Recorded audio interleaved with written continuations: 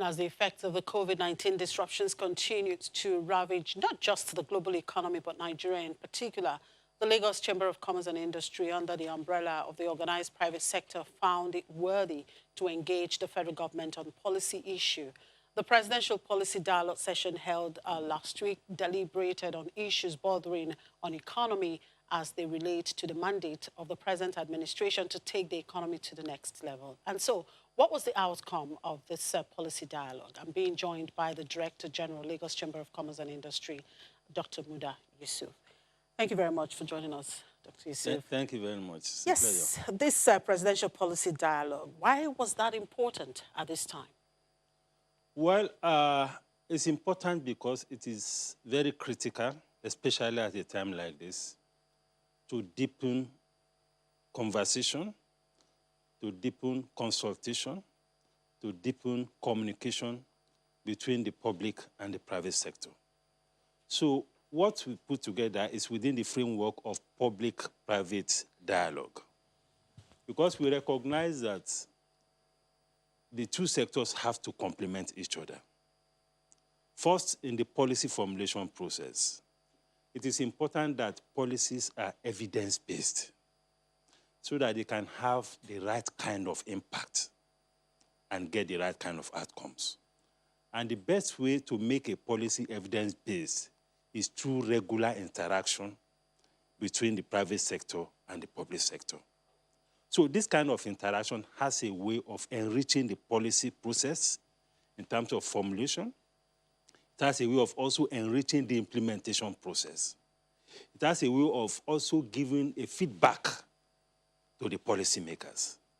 Because we have seen instances where people conceptualize policies, they have very good intentions, but down the line, you have a completely different scenario. You have a completely different things happening at the level of implementation. So that is one. Secondly, it is very clear, particularly now, that the government needs the support of the private sector in the area of funding. And there's a whole lot of funding gaps at the federal government level, at the state government level, and at the local government level. So this kind of conversation will help to identify and also describe an appropriate framework to encourage the inflow of private sector capital.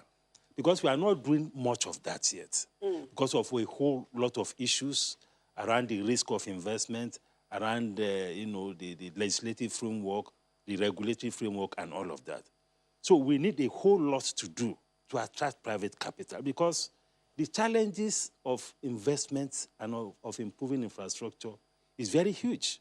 Now, if I may come in there, this is not the first time you are having this sort of dialogue, I mean, presidential dialogue. And of course, we've also seen many seminars, conferences, meetings, discussing same issues. How much difference will this make, really? You see, for as long as we have challenges to deal with, we cannot afford to stop this kind of conversation. Economic management process, economic advancement process is work in progress. There will always be issues around which we need to communicate, we need to dialogue. That is the spirit that is driving this. Dialogue and consultation is a continuous process. Now we have the vice president, with whom we had the privilege of interfacing with directly. The vice president is the chairman of the Economic Sustainability Committee. They just released the Economic Sustainable Plan. And he will also drive the implementation process.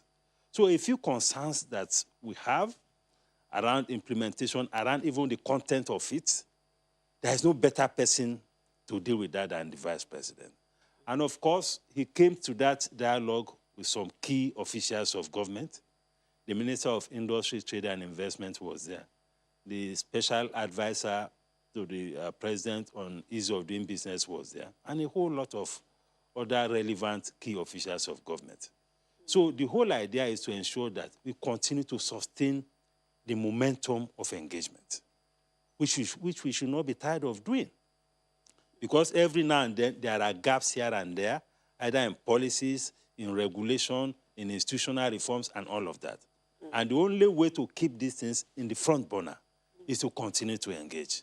And we are happy that the Vice President is always forthcoming when it comes to issues of engagement with the private sector. Now, if a number of issues were put on the table, by Lagos Chamber, the LCCI president, and of course some other stakeholders who also have their own concerns. Then one of the issues, of course, is the issue of infrastructure.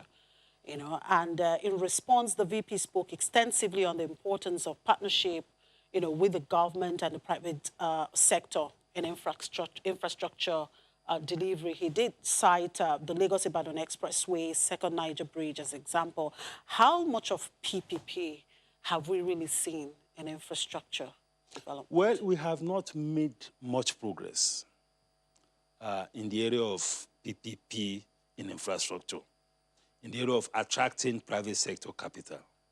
And this is part of the reason why we have to sustain this kind of engagement. Now, did he explain how he intends to go about engaging the private sector into infrastructure development? Well, one of the very important points he made was the issue around de-risking the environment.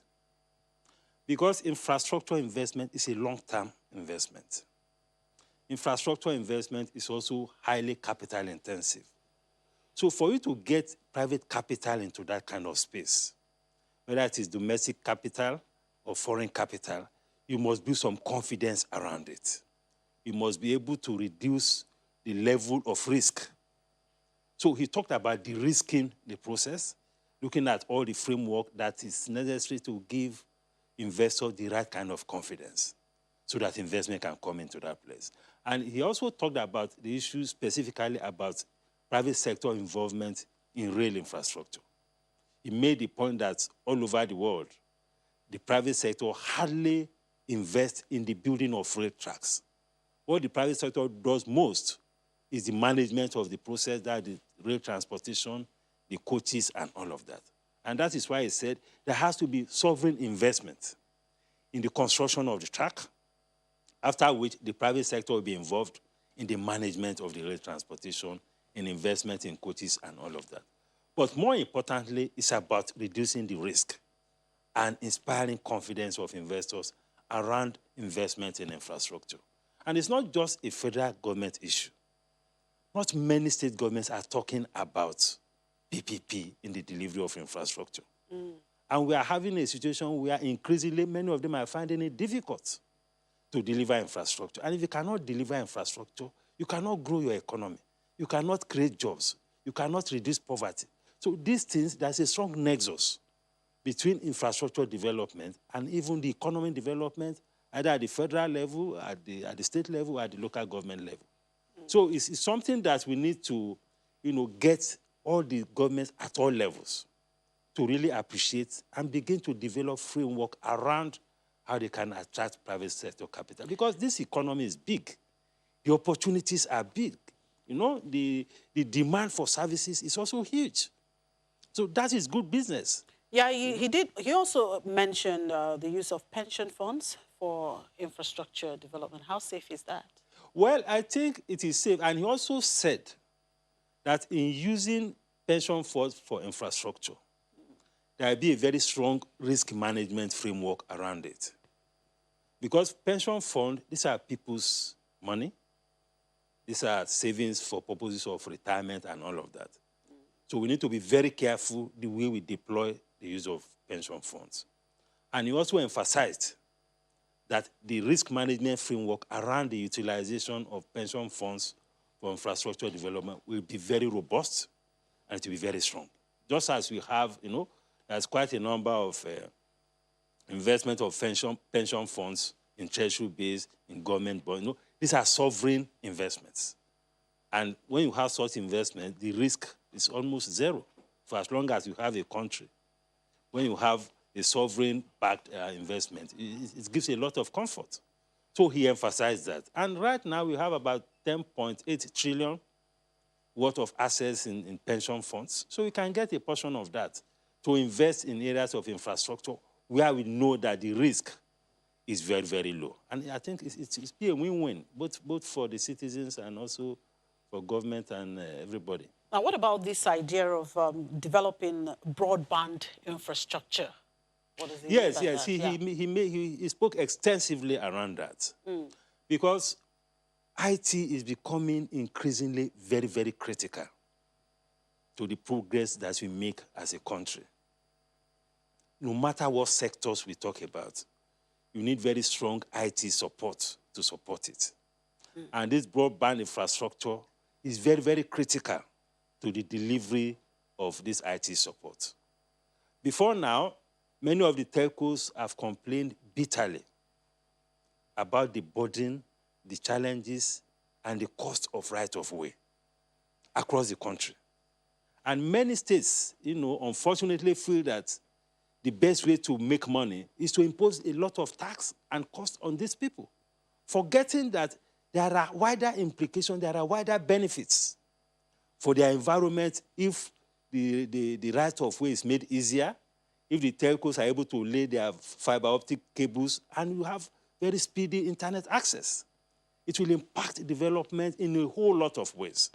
So I think the federal government with the state governments are beginning to come to some kind of understanding. People are beginning to see reason as to why we need to be more friendly, be more tolerant, be more accommodating of the requests of the telcos. And things are getting better. Look at the state, Lagos State, for instance. There are these fiber optic cable all over the place now. There's a unification of the fiber optic infrastructure so that all the key internet companies or telcos can key into that. 3,000 kilometers worth of fiber optic cables are now being laid in Lagos.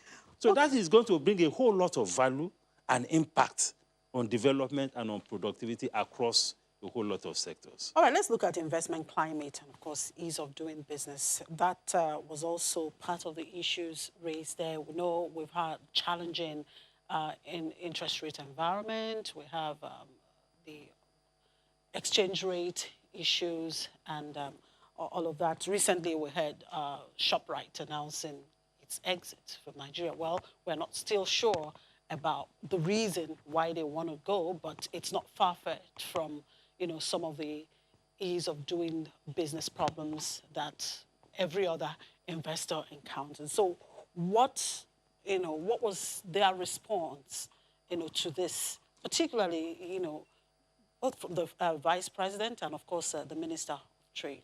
Well, the issue of the investment climate, again, is work in progress. We have made some progress in terms of, moving almost 35 steps in the ease of doing business ranking. But the vice president also admitted that we still have a whole lot of challenges around the issue of ease of doing business. As I speak to you now, a lot of businesses are having challenges with foreign exchange liquidity. To get their raw materials, to get their equipment is a whole lot of nightmare. The policies are not clear, there's so much uncertainty and all of that. There are also issues around institutions, particularly the Nigeria Customs Service. It's one of the biggest challenges that businesses face, especially around issues of valuation, issues of classification, issues of arbitrariness, and there's so much impunity. So all of these issues are issues that we regularly engage the government about. For instance, in the Customs Service, you get a cargo, you have a value, and you have evidence of the value of the item that you have bought. The Customs Service will impose a different value, sometimes as high as 50% or more of the value. You have a valuation cleared. The man at the gate will say that you have not paid the right value. You get out of the port. The FOU will say you have not paid the right value. They will confiscate, impound your container, take it to the FOU office, and begin another round of valuation. So all this arbitrariness around trade facilitation, we need to deal with it. Now, we have not made progress at all in the area of this customs administration and interface with the business community. And we appeal to government to do something very quickly about it. Yeah, in all of this dialogue and all this, are you getting the desired, goal, the desired objective? Are you getting what you really want to achieve? Are they responding positively? Are you seeing any changes? Are you seeing the government doing changes in some of these issues? Incrementally, yes.